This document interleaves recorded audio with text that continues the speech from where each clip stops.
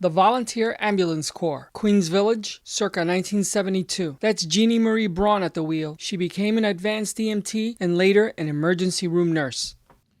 Paramedic Christina Braun, Station 4, the Lower East Side.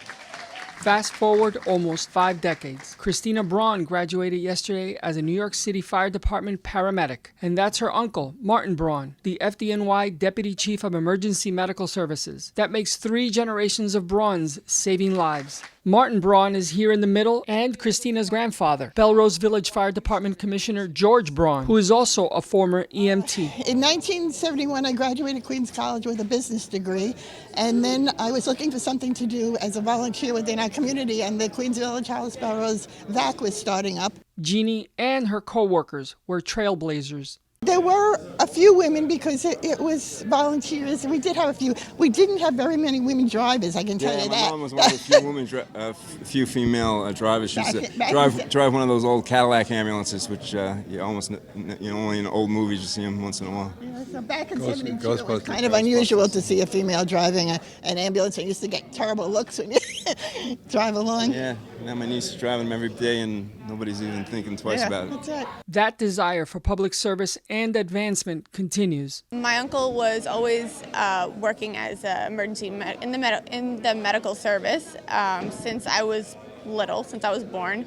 And when I got to college, I started to get more inspired by him, and then I took my first EMT course in 2011. And right after college, I joined the fire department in hopes to step up and be like him and really show him that he is one of my greatest inspirations.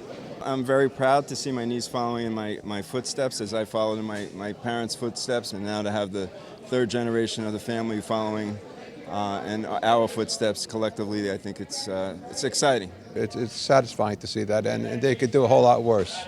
Progressing from emergency medical technician to paramedic requires classroom study, field and technical rotations, training at the EMS Academy in Fort Totten, and passing a state certifying exam. You achieved the highest level of pre-hospital emergency care training in this department. According to FDNY, paramedics are able to provide advanced life support services, perform invasive procedures, and dispense medication. There's also added responsibility. You don't have backup. You are the backup. So the learning experience is you are the highest level of care, and you have all the responsibility now. So that really takes a turn from being just an EMT to a paramedic.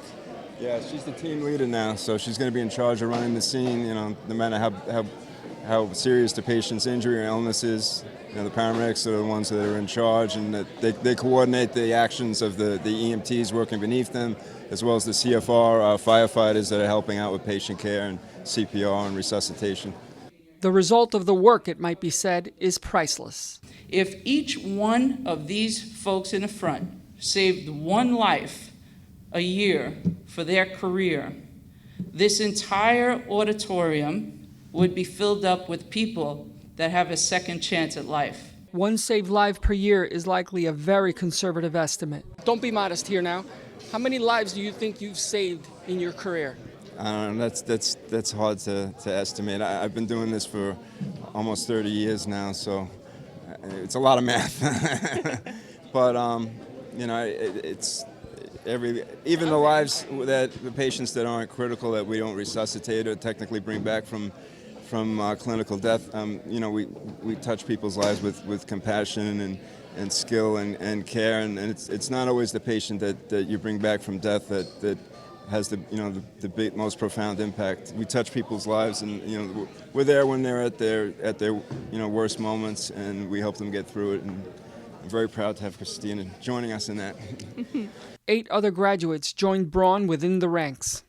Paramedic Brian Romana, Station 3, the Saviors of Soundview. Paramedic Hasni Armitage, Station 13, the Knights of the Heights. Paramedic Nadril Bowen, Station 39, serving East New York. Paramedic Andy Chen, Station 31, the Angels of the City. Paramedic Ruben Gonzalez, Station 55, Double Nickels. Paramedic Ricky Huang, EMD, the team behind the scenes. Paramedic Ayazet Patino, Station 59, Spring Creek's Best. Paramedic Kevin Keelis, Station 57, Bed-Stuy, do or die. As the graduates were leaving the ceremony at the FDNY Training Academy on Randall's Island, I asked for a Braun family anecdote.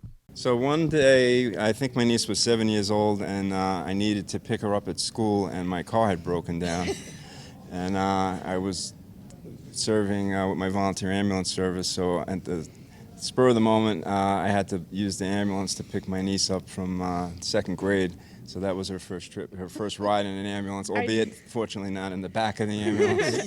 I just saw an ambulance show up, and my uncle was in the front, and I was like, I was ecstatic. I was like, oh, look, that's my uncle. All the other kids were jealous. This reporter forgot to ask if they went full bore, lights and sirens. 26-year-old Christina is due with a baby boy in November. She might be able to provide a ride for another 7-year-old, circa 2026. Ixnay to the FDNY Brasse, reporting from Randall's Island, Cesar Darius.